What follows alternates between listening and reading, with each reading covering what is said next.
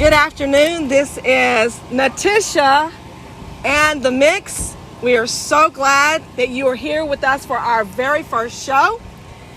The Mix.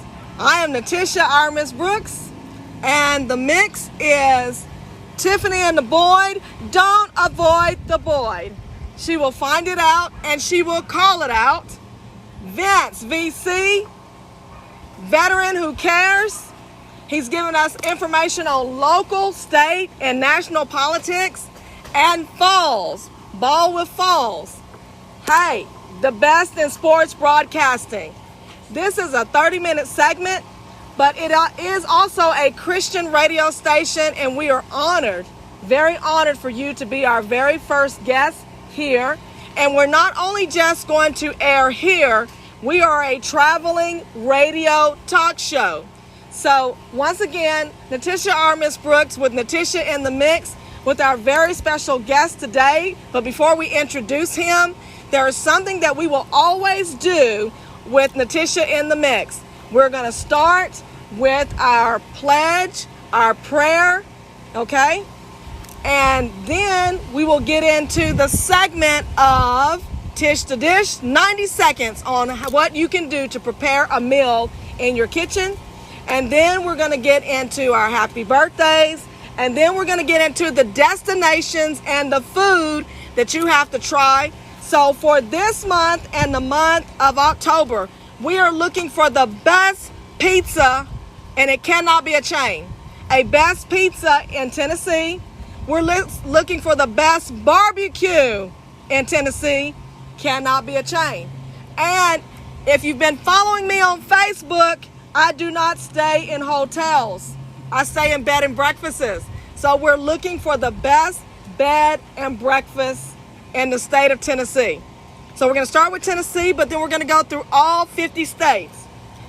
Thank you, Mr. Greg Costa, for giving me and our co-host our own radio talk show host. We appreciate you. Thank you so much.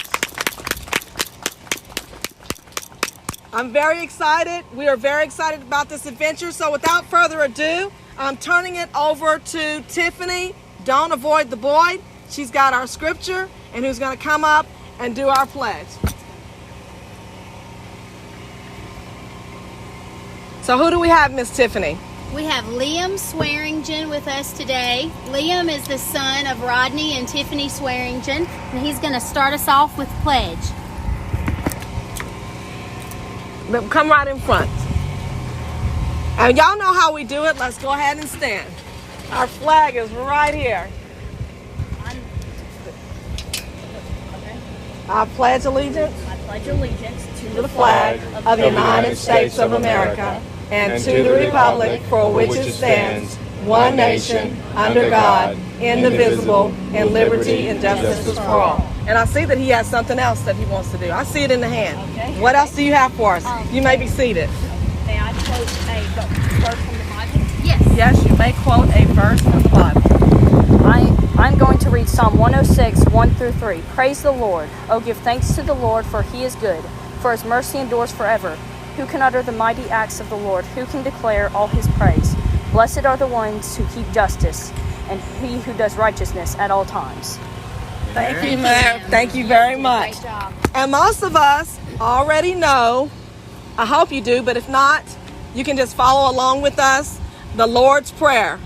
Will you repeat, or will you talk along with me, the Lord's Prayer? Our Father, which art in heaven, hallowed be thy name. Thy kingdom come, thy will be done on earth as it is in heaven. Give us this day our daily bread, and forgive us our trespasses, as we forgive those who trespass against us. And lead us not into temptation, but deliver us from evil. For thine is the kingdom, the power, and the glory forever. Amen. And can we now have a moment of silence for about just a moment? We have lost, and I'm sure you have already heard, Her Royal Highness, Queen Elizabeth II. Can we stop for a moment of silence?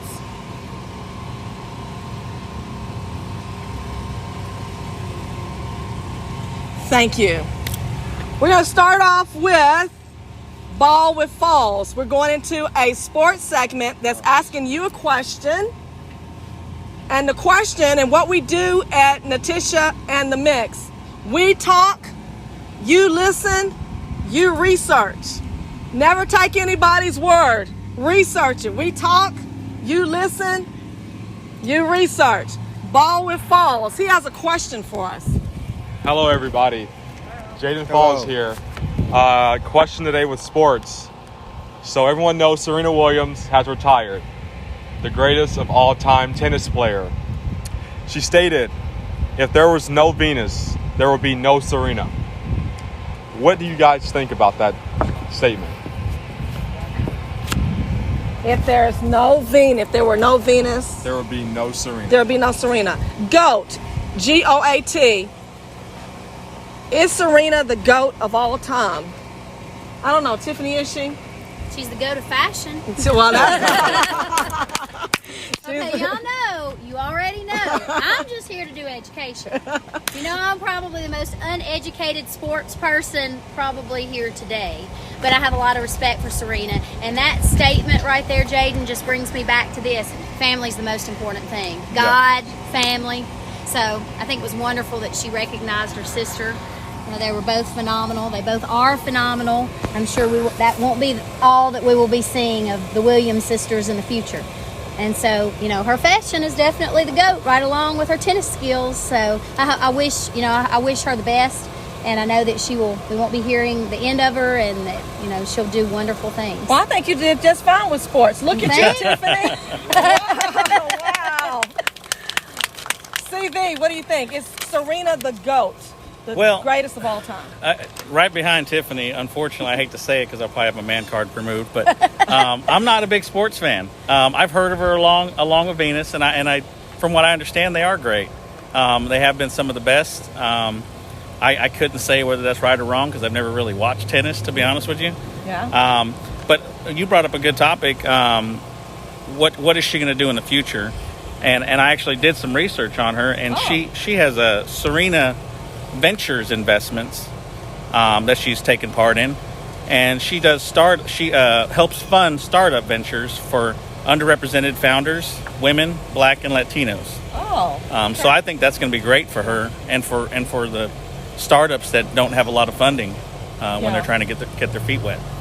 So I look forward to seeing what she does too. Yeah.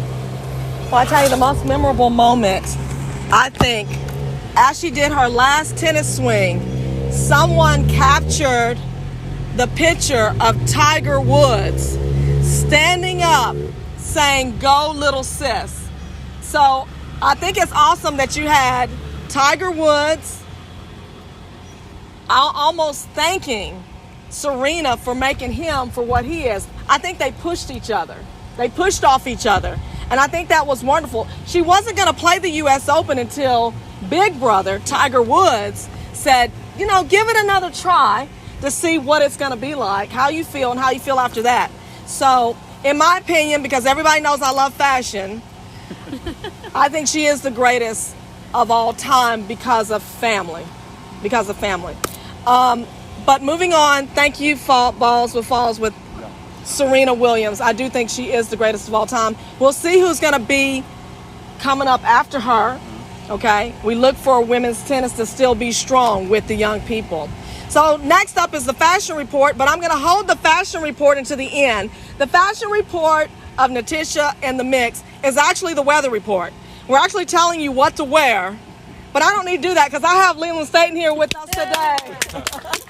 So we'll have the fashion report from Mr. Lelon, and so you'll hear that. But before we do that, we'd like to thank our sponsors. The Brooks Academy, 615-948-5993. Our new sponsor is, come on, Miss Tiffany. CNC Auction. CNC Auction, and what do? Well, they have an auction house here locally in Mount Pleasant, Tennessee, and it's owned by Chris and Cody, and they will definitely take care of you. So if you're in the area, I highly encourage you to come out to their auction house. And our bank, our official bank of the in Natisha and the Mix. What's our official bank? Heritage Bank. Heritage Bank, right here in Mount Pleasant. Everybody look, that's here. You can just look to my right. Go ahead and put your money in the bank before you spend it all. But Heritage Bank, we thank you for having us, and we'll introduce our other sponsors throughout the show. Tish the Dish. Everyone knows I love to cook. In 90 seconds, here is your best fried chicken. Okay, here we go. Take your fried chicken. If you can't cut it up, go to Walmart, do what you need to do. Get it cut up for you. Put it in salt water. Cover the chicken with salt, kosher salt, and after 30 minutes, if you can take the skin away from the chicken, your chicken is going to be tender. After you do that, do not rinse the chicken. Well, you wash the chicken before you put it in the kosher salt. Do not rinse the chicken. Next, put it in a floured base with your favorite seasonings. Mine is lemon pepper, cayenne pepper, garlic powder, salt, your favorite seasonings. Dip the chicken in the batter. Iron skillet. We're in the South, people. Can I get an amen? Amen. We are in the South. Iron skillet on the temperature. The temperature must be 275. You cannot overcook chicken. What happens when you cook it too fast? It's dry. Done on the outside. And bloody on the inside. Okay? That's your best fried chicken. But if you want it crispy, 2 eggs, crack them, stir them up, put them in buttermilk, put the chicken in the buttermilk mixture, put it in the flour mixture, then put it in your iron skillet. But what makes that chicken so good, Mr. Lelon? Because you put fresh thyme leaves in your grease. Fresh. And that brings the seasonings out in the chicken. That's Tish the Dish in under 90 seconds. Next, Vince, our local. What do we have? Well, we got a few things. One thing I'd like to bring to light is I'm from Marshall County, just over the border here, and we actually have a lawsuit coming up about our water. Oh. Apparently, over the past few years, there's been some accidental, so they say, sewage dumped into the local river or the local creek, which feeds into the Duck River. So that's kind of new and fresh. We also have some issues locally with expansion. We have a lot of big developers coming in, and it doesn't seem like our local politicians really care too much about how much it's going to cost the city and the taxpayers to help build these developments, whether it be roads or water or sewer or whatever it may be.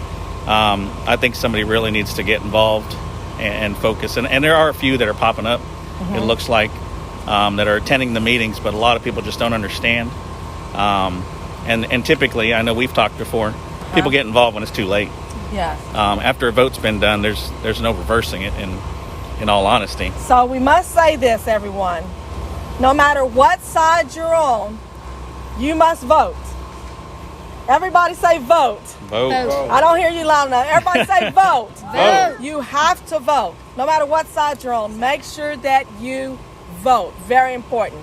We're saving Tiffany Boyd for last because we're going to get right to Lelon Staton, our fashion report, weather report. Natisha in the mix has some questions for Mr. Lelon, and I'm going to start right now. I want to know what time you get up in the morning and how does your day start? How does it work?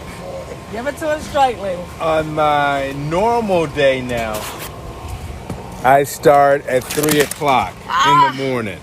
Now that we do team weather, prior to team weather, I would get up at 2 and I would get to the station around 3 to 3:30. Now I wake up at 3 and I get there around 4:30, and then I am not on now for the first hour of the show, so I get to sleep an extra hour, and then I'm on from 5 to 7 and then back for Talk of the Town at 11 o'clock. But on a normal day, it's 3 o'clock in the morning. So you get up at 3 o'clock in the morning? Yes. And I sleep as late as I can because I don't snooze. You don't hit the snooze button. I do not hit the snooze button. I tried that in college and snoozed through a couple of classes. And so today I sleep as late as I can. Now, my wife and I have two different alarms. So on my clock, the his and his alarm is for me. Oh. And so I set one at 3 o'clock and another one at 3:10. The 3:10 alarm is, I'm way late. So at 3 o'clock, I sleep as late as I can, and then I get up and go.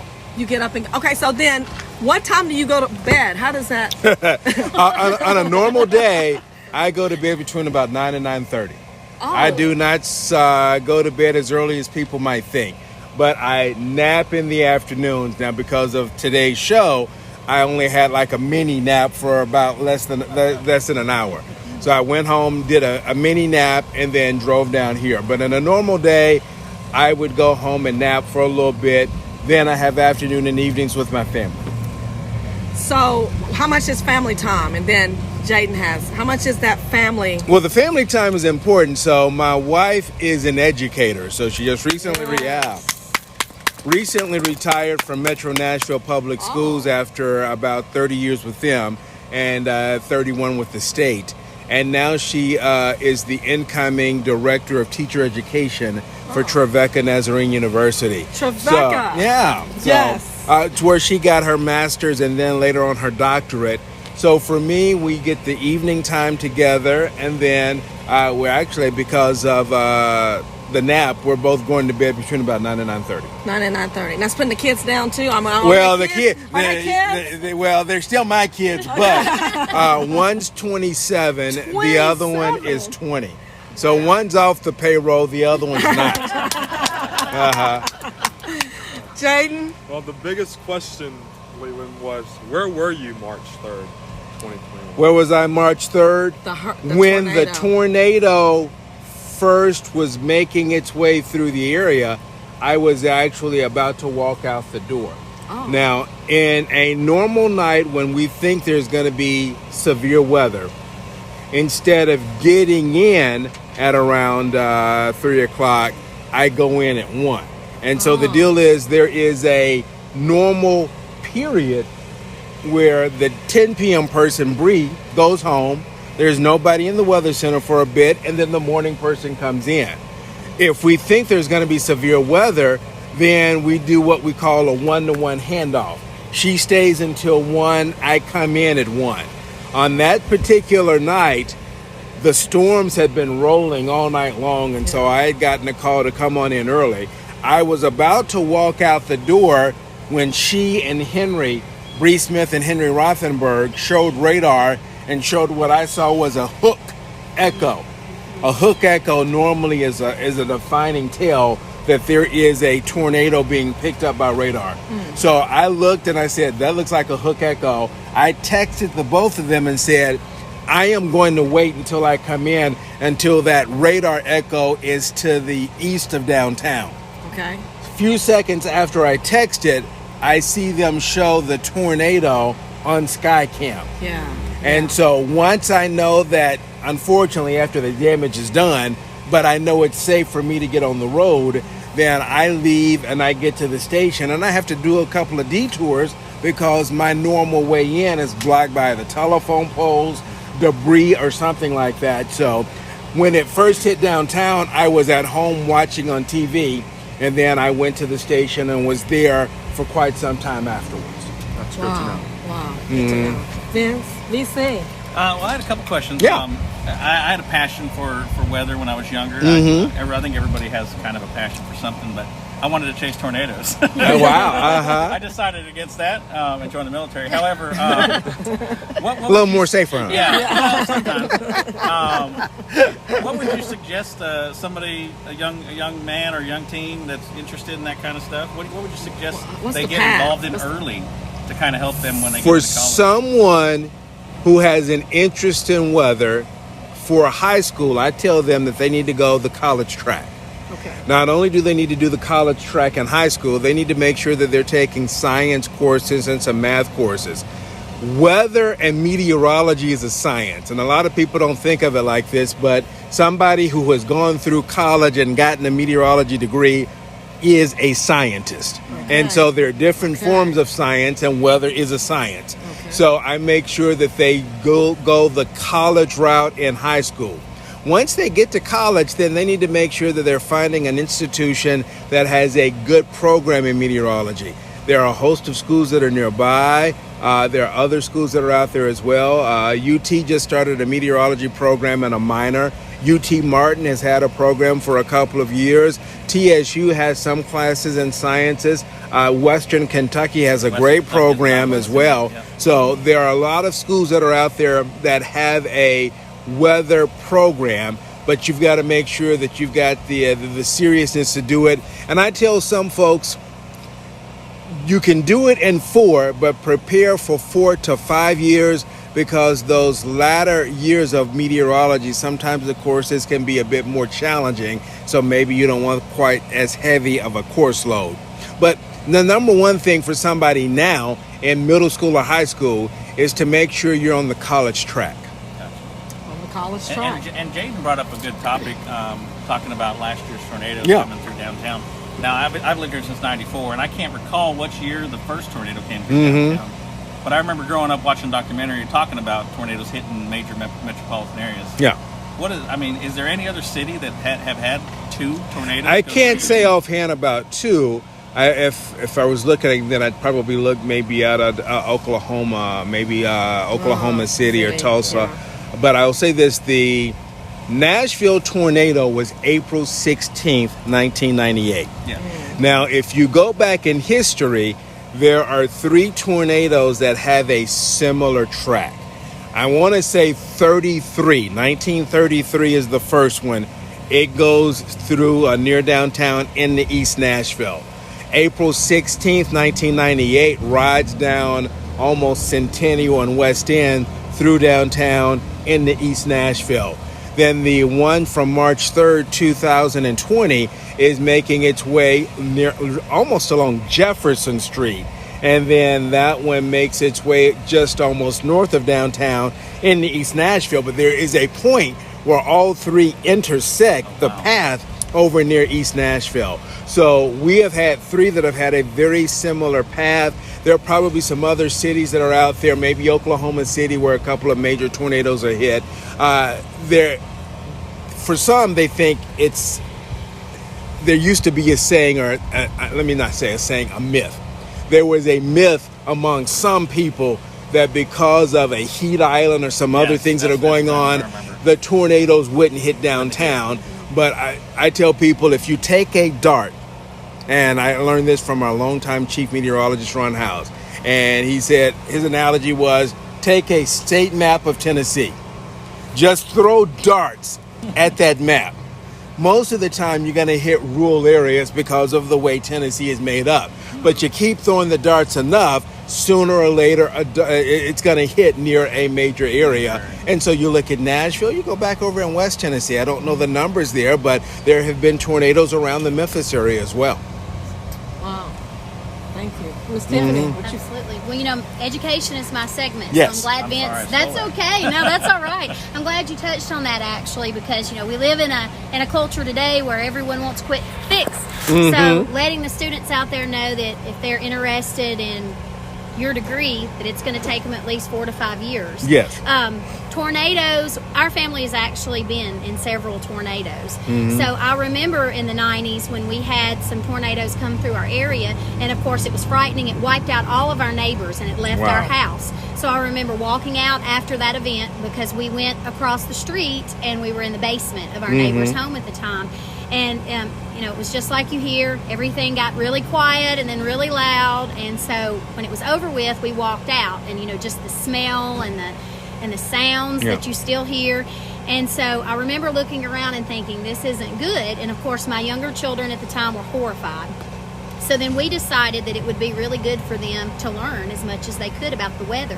So as they got a little bit older, there were actually classes that were offered for free that the community could go and take and learn about the weather. Fantastic, yeah. So do you know if there's still any of those that are offered by the National Weather Service, or maybe some of, the local?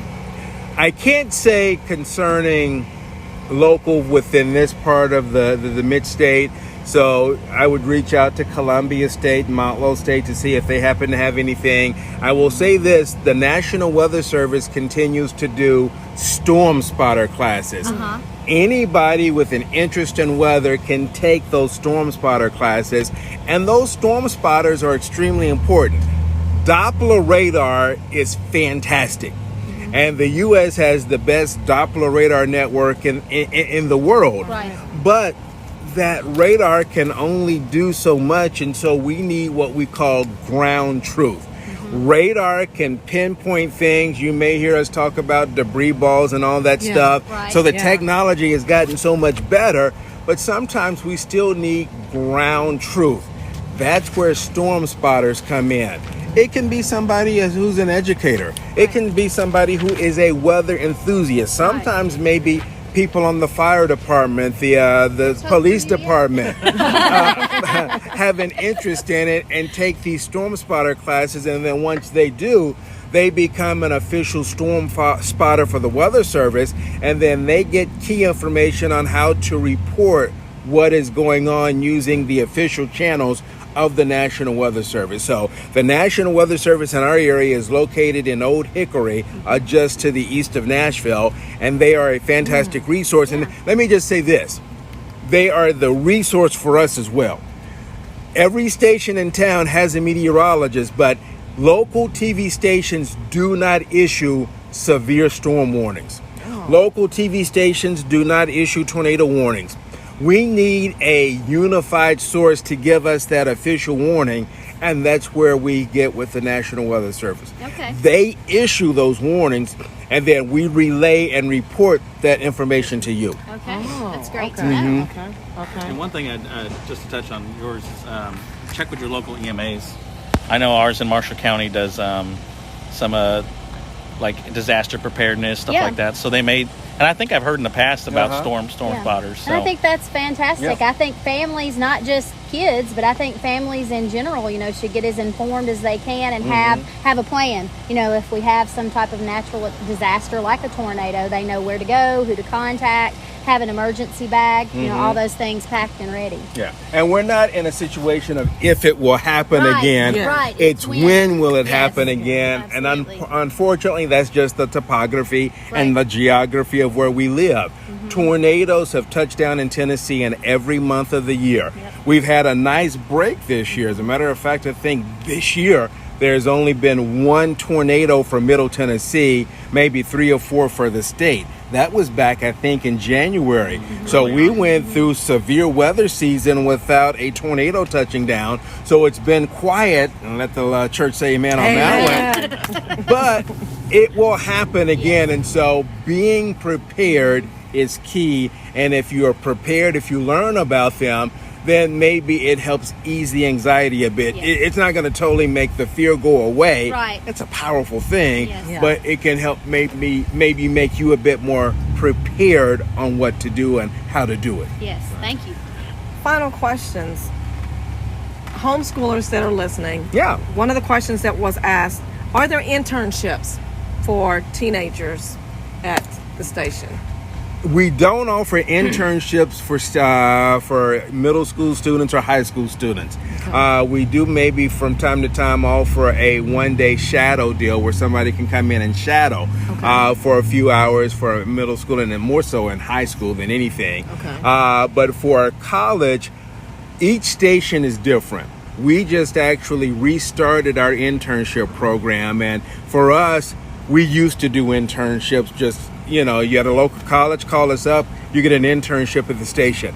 But there was a lawsuit on the national level, all right? There were a couple of national TV programs that were sued, saying that the interns thought they should have been paid for the work that they did. Well, I don't know the merits of that lawsuit, but stations thought, we're going to change how we do this. So every station in town is a little bit different. We actually just brought ours back. And so it's an official deal where you have to kind of apply on the website. The difference now, I will say, is that we now offer internships that have a little bit of a stipend with them. The downside is that limits the number of internships that we can do. So we've got them there. They are extremely important. My first 2 jobs in TV in Knoxville were the result of internships. The first one they called me. How much did I make? How much did you make? How much did I make? I made $3.75 on my first job, an hour. On my first job, I don't remember the hourly. The annual was $12,235. So I tell people I could have been making more money flipping burgers at Mickey D's than I was making as a photojournalist at WTVK in Knoxville. Okay. But it got my foot in the Right. door. Okay. And so I took that job and then went across the street to WATE to become weekend assignment editor. It was a little bit more money, not much more, Yeah. but it was a little bit more money, and it was that second station that got me into doing weather. Wow. So when you got another question that people want to know, when you got the first call with, I guess, News Channel 5, was it your major? Is that the first major one, or was it in Knoxville? Well, it was Meteorologist. the progression is this is my fourth TV station. Oh, okay. And so in television, there are 210 different TV markets.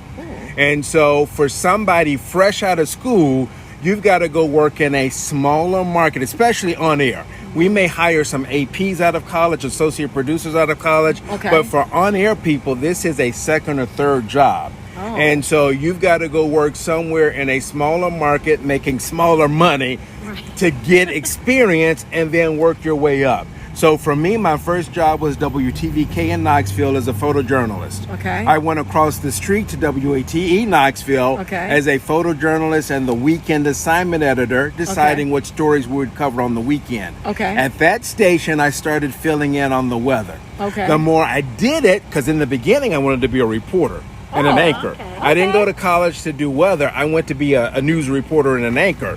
So Okay. that's the original degree from the University of Tennessee, Knoxville. Okay. From there, I went to the Tri-Cities to become the weekend weather anchor. So that was the first time I was hired as a weather person at WCYB to do weather on weekends Okay. and report during the week. Okay. While I was there, I thought if I want to do this, I need to go back to school. So I have a certificate of broadcast meteorology from Mississippi State. Oh. I worked there for 2.5 years and got a call out of the blue one day from Ron Howes, our longtime chief, about who that? said, "Hey, we've heard some good things about what you're doing. Send us a resume tape." In television, you've got to have not just a resume, but a demo of your work. So I sent the demo to Channel 5. They brought me and a couple of others down. And in May of 93, 29 years ago, I started as the weekend meteorologist at News Channel 5. Wow. That's great. Yeah. That's great. That's great. And so you went to full-time, how many? Well, I was always full-time. Always full-time. So always full-time, Okay. but in the beginning, I came in when I came here when the weekend morning news craze started. I started a weekend morning newscast in Okay. Bristol. So I came here and I did weekend mornings Yeah. and weekend evenings. Oh. And then I was in-house 2 days. So I had 24 hours of my work week on Saturday and Sunday. Yeah. And then I would work Monday and Tuesday. Okay. And then if needed, I would fill in for them. In 99, I moved to the morning show. So I've been on Yeah. News Channel 5 this morning since December of 99. And then the co-host of Talk of the Town since the fall of 2006. Yes. So I've had a nice progression in my career Yes. at the News Channel 5 network. Yes, very good. You're a man of faith. I know this, been following you. And I have to say this. My son, one day, I can't remember the date, there was a tornado warning. He was on his way to Murfreesboro. And I said, don't go out because there's a tornado warning. Leland hadn't said it yet, so I'm gone. And I said, wait a minute. And I actually emailed you and say, Leland, will you please say that there's a tornado warning? But I know you get a lot of emails. But he just walked out the door, went to Murfreesboro to work, came back, and he said, see, Leland didn't say it, so I'm okay. So we've been following you since my daughter was born in 1993. Okay, So wow. we've been following. It's always, what does Leland say? Uh-huh. What does Leland say? But you're a man of faith. How do you take what you do in being a man of faith? How do you meditate? Do you pray in the morning? How does that work out? As you're looking into that camera, what's your message after you just do the weather? Do you have like something that you say to your team? Your family? What's the question from the homeschool community is, do you have a favorite scripture? Do you have a favorite Bible passage? And we'll end on that. Is there something that we can take away? Yeah, for me, I pray every night. All right, so in the morning, just because I sleep as late as I can, every second counts. Then I sleep as late as I can. Yeah. So for me, I may just have moments where I just kind of reflect on things throughout the day, but I say a prayer every night, and that prayer for me isn't necessarily asking about things for me. It may be me asking about things for a family. And, I'm in a setup right now where I've been blessed from a family standpoint. Yes. And that foundation goes back to my faith and being raised with my mom in the AME church over in West Tennessee. AME. Yeah. And then my dad was a longtime minister before passing with the Church of God in Christ. Oh, okay. And so there's that foundation there. And I think that's the key thing with us as parents is we have to instill that foundation when our kids are young so that it kind of holds them when the storms of life have hit down the line. So at night I pray, and number one, I just say, thank you, Lord, for getting me through this day. Yeah. Thank you for blessing me to see another day. And then I may ask for things for my family. Bless my wife, bless my mom, bless other folks in my family. If there is a struggle here or a struggle there, then I may go through that and just ask about that. But the other part of the faith is just from our service on Sundays. Every Wednesday night, we're in Bible study. Okay. And the cool thing now is in the pandemic, we used to go to Bible study, but we stream it on Facebook. Yeah. And so we make the phone call to Yolanda's mom and dad. Okay. We put the phone up next to the computer, and we all do Bible study together. Oh, that's Yeah. wonderful. That's wonderful. And as far as a Bible verse, I just it goes back to the great commandment is love your neighbor as yourself. Yes. And I think as we see all of the crazy stuff happening in our world, Yes. a lot of people tend to forget that. Yeah. And so, love the Lord your God with all your soul, with all your heart, and with all your might. This is the first and great commandment, and the second is like unto it. And the second part of that commandment is love your neighbor as yourself. Yeah. And see, sometimes people want to qualify that. Well, Come on, Lelon. my favorite neighbor, my white neighbor, my black neighbor, Go, but Lelon. there isn't a qualifier in that. That's your right. Muslim neighbor. All right. It's love your neighbor as yourself. And Yes. as we in the AME Church say every Sunday, on these two commandments hang all the law and the prophets. That is the two greatest commandments. Before you even get to the 10 commandments, That's right. those are the two greatest commandments from God. And so for us, if we all live like that, some people who say that they are Christians and then want to go fight their neighbor and do some other stuff, if you truly are a Christian, then you will live by that. Yes. And so those are my two favorite commandments and favorite scriptures from the Bible. Oh, yes. Thank you for sharing that word. Thank you. After 29 years, we're going to let you go after this. What's after 29 years? What are we doing? For Lord willing, creek don't rise. I hope to do this another 10 or so. I know when we started doing team weather, people just automatically jump, well, they're preparing Lelon for retirement. Yes. And so Lelon probably will retire one day, but Okay. I'm hoping it's another 8 to 10. And the retirement rumor came back up when my wife retired because his wife is retiring. He must be retiring, but she's gone back to work full time. Yeah. And so if I am able to, I would love to do this another 8 to 10 years. Okay. And then after My that, son will be happy. travel a little bit more. Okay. All right. All We right. love to travel. We finally got to do my son's graduation cruise this summer that had been on hold for 2 years. Okay. I got to go to Vegas for an NABJ convention this year. It was actually kind of nice because it was the National Association of Black Journalists in conjunction with the National Association of Hispanic Journalists. And so we had a joint conference in Vegas this year. So down the line, we may want to do an Alaskan cruise next year. We'll be But there. the wife and I would love to down the line travel. We got one son at the house who's 20. Once we get him off the payroll, then maybe we can do a little bit more. So, Leland but I've Staton, been everybody. Leland Staton. Thank you. Thank you so much for being here. Thank you. We thank you so much, Leland Staton. And this, before we conclude our very first show, I'm going to piggyback off Meteorologist. We call it the preface to the Decalogue in the African Methodist Episcopal Church.